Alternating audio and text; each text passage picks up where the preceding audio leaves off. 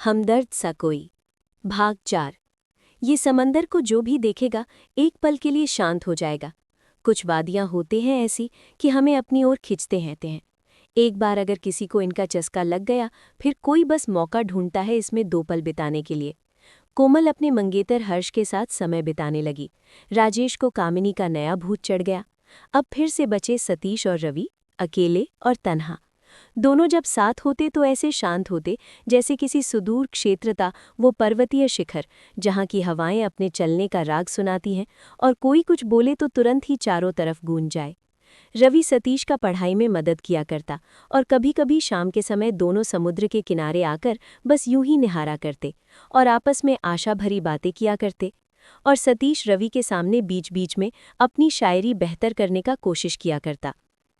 ये कैसा है मंजर वीराना सा, कुछ दिखता नहीं पर खिंच ही लेता।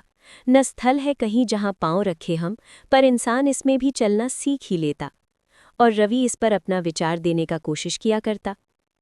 जीवन की यही तो सच्चाई है, बस चलते जाओ। कहीं कोई पता नहीं आगे क्या होगा, लेकिन देखा जाए तो समय यही है, हमें चलना ही होता है। कुछ हसीन यादें, कुछ दर्द भरे नगमे, जैसा भी है बहुत खूबसूरत है ये जिंदगी। सतीश रवि को एकटक देखने लगता है, जैसे कि उसे घूर रहा हो। रवि का जब इस पर ध्यान जाता है तो रवि के चेहरे पर एक हल्की सी मुस्कुराहट आ जाती है।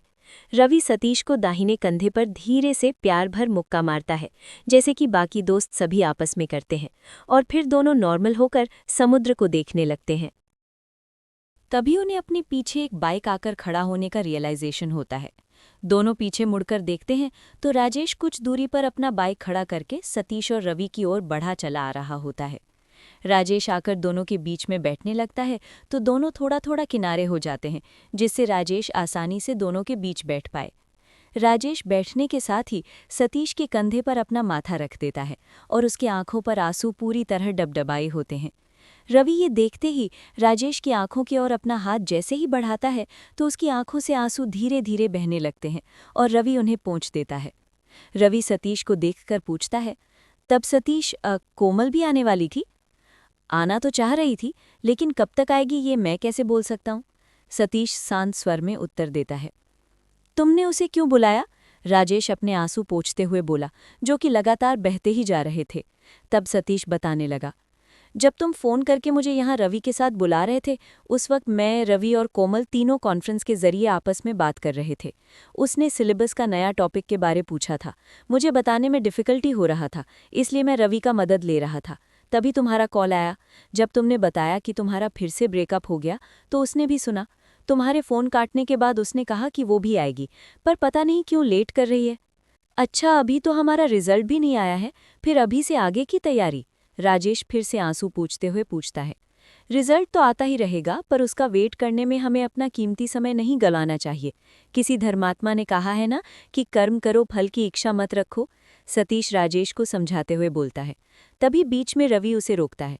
अरे, कम से कम स्थिति को तो देखा करो, फिर से तुम अपना लेक्चर देना शुरू कर दिए।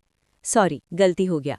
सतीश अपने सीने में हाथ रखते हुए बोलता है समंदर और कुछ ये मंजर, लगते अपना सा जैसे हमदर्द है कोई। कुछ यूं ही अचानक जाग जब जाती, देख के थी जो अरमान अब तक सोई। राजेश अब बोलना शुरू करता है। तभी अचानक पीछे से आकर तीनों के सामने एक लड़की खड़ी हो जाती है। जब तीनों अपना माथा ऊपर उठाते हैं तो वो पाते हैं कि वो कोमल है। कोमल के चेहरे पर हल्की सी खिंचती हुई मुस्कुराहट होती है, मगर आंखें कुछ और ही बयां करना चाह रही थीं। वो बस इतना बोली ही थी कि क्या मुझे बीच में जगह मिलेगा? और उसके चेहरे के ऊपर से आंसू छलक गए। सतीश जरा सा और खिसक जाता है और कोमल बीच में बैठ जाती है। अब सतीश के कंधे में कोमल अपना सर रखकर आंसू छलकाने लगी और राजेश रवि के कंधे में। सतीश कोमल से बैठने के तुरंत बाद ही पूछ बैठता है कि अब तुम्हें क्या हो गया? कोमल अपने आंसू पोंछते हुए बोलती है, बताती हूँ, पहले इस आवारा शायर मजनू की कहानी पूरी हो जाए उसके बाद। और राजेश उन्हें बताने लगता है। मैं कामिनी के साथ घूमने जाने वाला था। इसके लिए मैं उसके हॉस्टल के नीचे उसका वेट कर रहा था। तभी कहीं से मेरी एक्स आई बाहर से। मुझे देखी तो वो रुक गई और बोली, तो तुम अब कामिनी के साथ रिलेशनशिप में हो? मैंने उसे चढ़ाते हुए कहा, क्यों, तुम्हें जलन हो रहा है, पछतावा हो रहा है? उसने कहा, तुम्हें छोड़ने का मेरे पास ये बहाना नहीं था कि मेरी शादी होने वाली थी, बल्कि मैं तुमसे ऊब गई थी। तो आखिर सच बाहर आ ही गया, मेरे मुंह से अचानक ही निकल गया। तुम्हारे मुख से मेरे लिए ये सब निकलना मेरे लिए कोई हैरानी की बात नहीं है। तुम तब भी वैसे थे जैसे कि अब हो। तुम्हें कभी भी मेरा कद्र करना आएगा ही नहीं, इसलिए मैंने तुम्हें छोड़ दिया। वो आगे बोलती गई। अब मैं उससे ऊब गया और बोला, हो गया, अब चल निकल। राजेश की इन बातों को सुनकर रवि से अब रहा नहीं गया और बोला, तुम्हें यह पहले ही कह देना चाहिए था, बेकार का उससे बात करता रहा।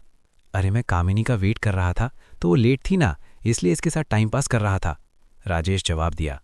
तब कोमल बोली, तो इसलिए तुम इतने दुखी हो? राजेश धीमी आवाज में कहा। उसने जाते जाते कहा कि अगर धोखा खाने से बचना है तो जब मैं रात को कॉल करूं तो पिक कर लेना। मतलब स्टोरी अभी पूरा नहीं हुआ? कोमल क्यूरियोसिटी दिखाते हुए बोली। राजेश उत्तर दिया, हाँ अभी पूरा नहीं हुआ। मैं रात में जब उसका कॉल आया रिसीव नहीं करना चाहता था, लेकिन वो क्या कहना चाहती थी ये जानने की जिज्ञासा थी, इसलिए कॉल को रिसीव कर लिया। राजेश बता रहा था तभी रवि बीच में टोकता है। तो क्या बोली वो कुछ नहीं बोली, बल्कि कॉल करके मोबाइल को कहीं रख दी होगी ताकि मैं उनकी बातों को सुन सकूं। उनकी बातों को सुनकर मुझे पता चला कि कामिनी मेरे साथ खेल रही है। उसने मेरे थप्पड़ का बदला लेने के लिए मेरे इमोशंस को टारगेट किया। मेरी एक्स का शादी तो सिर्फ सेट हो रहा है, लेकिन उसका तो फिक्स है, फिर भी वो मेरे साथ टाइम पास कर रही है। दिल टूट गया ये जानकर यार। इस बार तो मैं रो भी नहीं पा रहा हूं ठीक से। राजेश अपनी बात को पूरा करता है।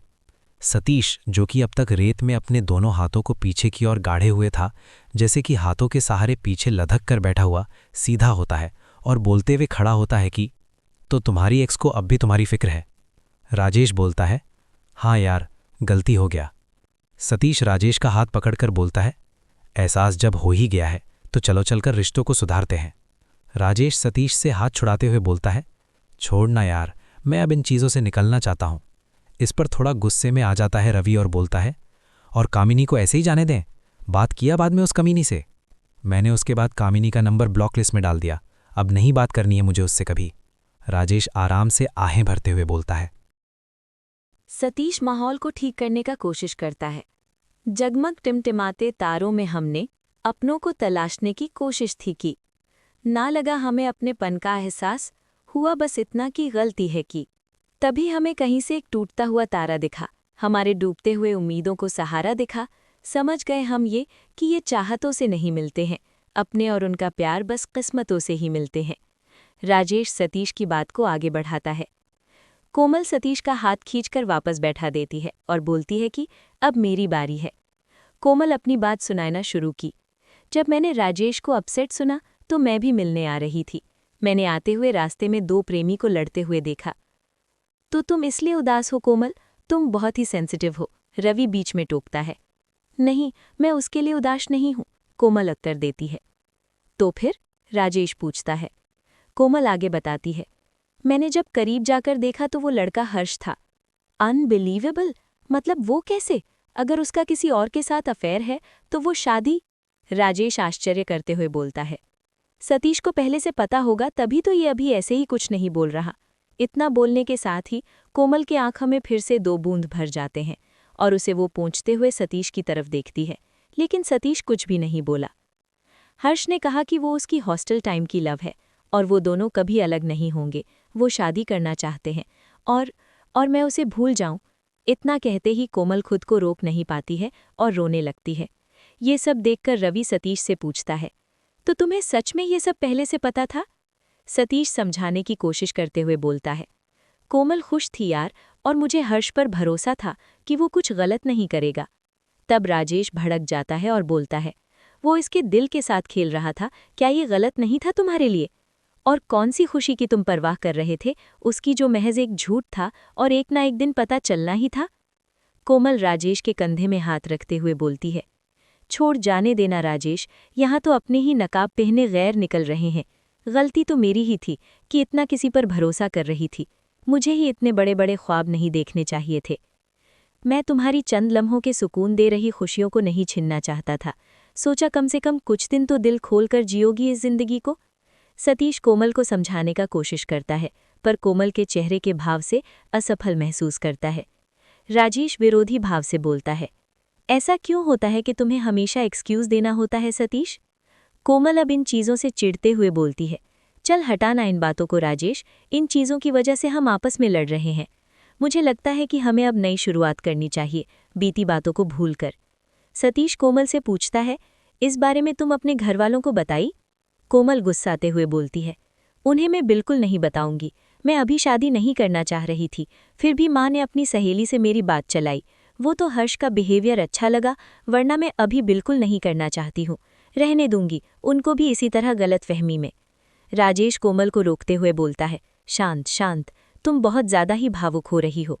मुझे लगता है कि हमें छोटा सा ब्रेकअप पार्टी करनी चाहिए। और राजेश के चेहरे में अब हल्की सी मुस्कुराहट आ जाती है। अब कोमल का चेहरा भी थोड़ा खिलने लगता है और बोलती है, हाँ हमें करनी ही चाहिए, लेकिन सतीश को बिल्कुल नहीं देंगे। इसको सब पहले से पता था, फिर भी हमें धोखे में रखा। रवि रंग में भंग मिलाने के लिए बोलता है, कम से कम मुझे तो मिलेगा ना? कोमल चिढ़ाते हुए बोलती है, तुम्हें भी नहीं मिलेगा। तुम हमेशा इसकी परछाई जैसे साथ देता है ना, अब खामियाजा भुगतो। कोमल राजेश को आइसक्रीम वाले की तरफ इशारा करते हुए बोलती है, चलो पार्टी करके आते हैं। फिर दोनों खड़े हो जाते हैं और दोनों को बोलते हैं, हमारा वेट करना, हम वापस आएंगे। और दोनों आइसक्रीम खाने चले जाते हैं। ये लड़की लेकिन अंदर से स्ट्रांग है, रवि सतीश को बोलता है। हाँ, वरना एक्सपेक्टेशंस टूटने के बाद कौन आसानी से खुद को संभाल पाता है? अपने राजेश को ही देख लो। सतीश प्रत्युत्तर देता है, तुम लेकिन कोमल को अंधेरे में रखकर उसे धोखा दे रहे थे, उसके साथ तुमने गलत किया। रवि सतीश को बोलता है, कभी कभी हमें दुनिया के सामने गलत बनना पड़ता है यार, इसी में सबकी भलाई होती है। सतीश रवि को समझाता है, तुम्हें क्या लगता है कोमल कब तक ये बात राज रख पाएगी? रवि जिज्ञासु ढंग से पूछता है। तुम अच्छा याद दिलाया। रवि ये बोलते हुए अपना मोबाइल निकाला। तुम किसे कॉल कर रहे हो? रवि पूछता है। कोमल के पापा को, सतीश जवाब देता है और फोन में बात करने लगता है। Hello mister Mehta. Yes, who is this? नमस्ते अंकल, मैं कोमल का दोस्त बोल रहा हूँ। कौन, सतीश? जी अंकल। अंकल मुझे ना आपसे कुछ बात करनी है कोमल के बारे में। बोलो। अंकल आपने जो लड़का देखा था कोमल के लिए, हर्ष, उससे कोमल का रिश्ता तोड़ दीजिए। ये बोलने वाले तुम कौन होते हो? मेरी बेटी के लिए क्या सही है और क्या गलत, ये मैं अच्छी तरह समझता हूँ। बेशक समझते होगे सर, बट आपकी बेटी का हर्ष से शादी नहीं करने का मन होने के बावजूद अगर वो आपसे बोल नहीं पा रही, तो मैं समझता हूँ कि आपकी परवरिश कहीं न कहीं हारता जा रहा है। उसे अपने दिल की बात सबसे पहले आप लोगों से शेयर करनी चाहिए। अगर वो ये हमारे साथ कर रही, मतलब कहीं ना कहीं वो हम पर, आप लोगों से ज़्यादा भरोसा करने लगी है। साफ साफ कहोगे कि कहना क्या चाह रहे हो? कोमल अभी शादी नहीं करना चाहती है, हर्ष किसी और को लव करता है। ये बात जानने के बाद कोमल ने हर्ष को गुड बाय कर दिया, लेकिन वो आपसे ये बात कहना नहीं चाहती क्योंकि उसे लगता है कि आप लोग उसका शादी कहीं और सेट करने लगोगे। ये बोलकर सतीश लंबी लंबी सांसें लेने लगता है और उधर कोमल की माँ मिस्टर मेहता को पूछती हैं कि वो किससे बातें कर रहे हैं। सतीश से मालती, मिस्टर मेहता बोलते हैं। लेकिन कोमल तो उसी से मिलने गई है, क्यों, वो उसके साथ नहीं है क्या? कोमल की ये बात सुनकर मिस्टर मेहता को आश्चर्य होता है और वो सतीश से पूछते हैं, मेरी बेटी तुम्हारे साथ है? जी अंकल, वो राजेश के साथ आइसक्रीम खाने गई है। मैं चाहता हूँ कि तुम लोग आज शाम का डिनर हमारे यहाँ करो, तुम लोग आ रहे हो? जी अंकल। सतीश कॉल डिस्कनेक्ट करता है और रवि उखड़े मन से सतीश को बोलता है, तुमने ये ठीक नहीं किया सतीश। सतीश रवि के कंधे में हाथ रखकर बोलता है, यही जरूरी है यार। रवि डांटते हुए बोलता है, किसी की जिंदगी का फैसला तुम नहीं कर सकते, उसके लिए क्या सही है क्या गलत है इसका फैसला उन्हें खुद लेने दो, तुम इंटरफियर मत करो। सतीश आराम से बोलता है, उनकी जिंदगी का फैसला मैं कहाँ ले रहा हूँ यार, वो तो ऊपर वाला ले रहा है, मैं तो बस वो कर रहा हूँ जो मुझे करना चाहिए। रवि समझाने की कोशिश करता है, जरूरी नहीं कि जो तुम्हें सही लगे वो हमेशा सही ही हो, वो सबके लिए गलत भी हो सकता है। सतीश रवि को अपनी बात समझाने की कोशिश करता, इसका फैसला मैं लोगों पर नहीं बल्कि भगवान पर छोड़ता हूँ। हो सकता है कि वो मुझसे वही करवाना चाहते हो, वरना ऐसा माहौल क्यों बनेगा कि मुझे वही सही लगेगा? रवि चेतावनी देता है, कोमल को ये बात पता चलेगा तो पता नहीं वो क्या करेगी। सतीश इसकी चिंता मत करो यार, वो शुरू में गुस्साएगी, फिर जब इंटेंशन का पता चलेगा तो शायद माफ कर देगी। किस इंटेंशन की बात हो रही है जालिमो, अब क्या कर दिया तुम दोनों ने? कोमल आते हुए मस्त मिजाज में पूछती है। जालिमो, रवि अंदर ही अंदर दोहराता है। सतीश बोलता है, तुम्हारे मम्मी पापा आज हमें खाने पे बुलाए हैं, मैंने हाँ कह दिया। कोमल गुस्साते हुए बोलती है, तुमने हाँ कह दिया? राजेश जल्दबाजी दिखाते हुए बोलता है, ये पकड़ो तुम दोनों आइसक्रीम, मैं जा रहा हूँ घर। सतीश राजेश को रोकते हुए बोलता है, तुम कहाँ चल दिए मजनू, वो हम सभी को बुलाए हैं। रवि आइसक्रीम लेते हुए बोलता है, तुम दोनों तो हम दोनों को नहीं खिलाने वाले थे। कोमल चिढ़ाते हुए बोलती है, तरस आ गया तुम दोनों पर, इसलिए ला दिए। रवि धीरे से अंदर ही अंदर बोलता है, करता कोई और है और भुगतना किसी और को पड़ता है। फिर सभी कोमल के घर चले जाते हैं। कोमल के घर में सभी डाइनिंग टेबल के चारों ओर बैठे हुए हैं। गार्डियन चेयर पर मिस्टर मेहता, लेफ्ट साइड पर कोमल और बगल में सतीश, राइट साइड में कोमल की माँ और बगल में रवि सतीश के सामने, और सामने राजेश सतीश और रवि के बीच में। मिस्टर मेहता सबसे पहले कोमल को खाने पर से नजर उठाकर देखे, उसके बाद फिर मालती की ओर देखकर बातचीत शुरू करते हुए बोले, तो हर्ष के माता पिता से बात हो गई? मालती खाना शुरू करते हुए बोली, हाँ, हर्ष की माँ बोली कि अगर कोमल को शादी अभी नहीं करनी है तो कोई बात नहीं, रिश्ता तोड़ देना ही बेहतर होगा। ये सुनते ही मानो कोमल के गले का पहला निवाला फंस सा गया। कोमल पानी पीते हुए बोली, तो आपने क्या किया मम्मा? रिश्ता तोड़ दिया, मालती सरलता के साथ बोली। सतीश बीच में ही टपक जाता है और बोलता है, हाँ ठीक ही किया आंटी, वरना कोमल के लिए थोड़ा मुश्किल होता। ये सुनते ही रवि के मन में थोड़ा भय जाग जाता है और वो राजेश के पैर पर थपथपाते हुए इशारा करता है और राजेश सतीश के पैर को थपथपाते हुए शांत रहने का इशारा करता है। मिस्टर मेहता अपना दूसरा निवाला लेते हुए बोलते हैं कि कोई भी माता पिता अपने बच्चों की सिर्फ खुशी ही चाहते हैं। हम चाहेंगे कि कोमल का किसी ऐसा लड़के के साथ घर बसे जो कोमल को हमेशा खुश रखे। मालती कोमल को बड़ी शालीनता के साथ बोलती है, हर्ष से बातचीत शुरू होने के बाद से हमने तुम्हें बहुत खुश देखा था कोमल, अगर तुम चाहो तो उन्हें दोबारा मना सकती हो, अभी भी ज्यादा लेट नहीं हुआ है। कोमल खाना को रोकते हुए बोलती है, नहीं माँ, इसकी जरूरत नहीं है, इस रिश्ता को टूट जाना ही बेहतर है। सतीश जिज्ञासु ढंग से पूछता है, वैसे अंकल आप लोगों ने क्या बोलकर रिश्ता तोड़ा? मिस्टर मेहता जवाब देते हैं, यही कि अभी मेरी बेटी शादी नहीं करेगी, वो अभी पहले अपना पढ़ाई पूरा करेगी। अच्छा, थोड़ा राहत लेते हुए इंस्टेंटली ही बोल पड़ता है, अच्छा, वरना हमें तो कुछ और ही लगा था। कोमल को ये सुनकर डाउट होता है, वो तुरंत पूछ देती है, कुछ और का मतलब? मिस्टर मेहता बीच में बोलते हैं, यही कि तुमने हर्ष को किसी और के साथ देखकर रिश्ता तोड़ने का मन बना लिया। रवि ये सुनकर भयभीत हो गया, उसका घबराहट फिर से आ गया कि अब क्या होगा। कोमल पहले रवि की ओर देखी और उसके हाव भाव से मामला भांप ली। वो खाना को रोकी और सतीश की ओर देखी और फिर अपने पिता को देखकर पूछी, आपको ये सब सतीश ने बताया है?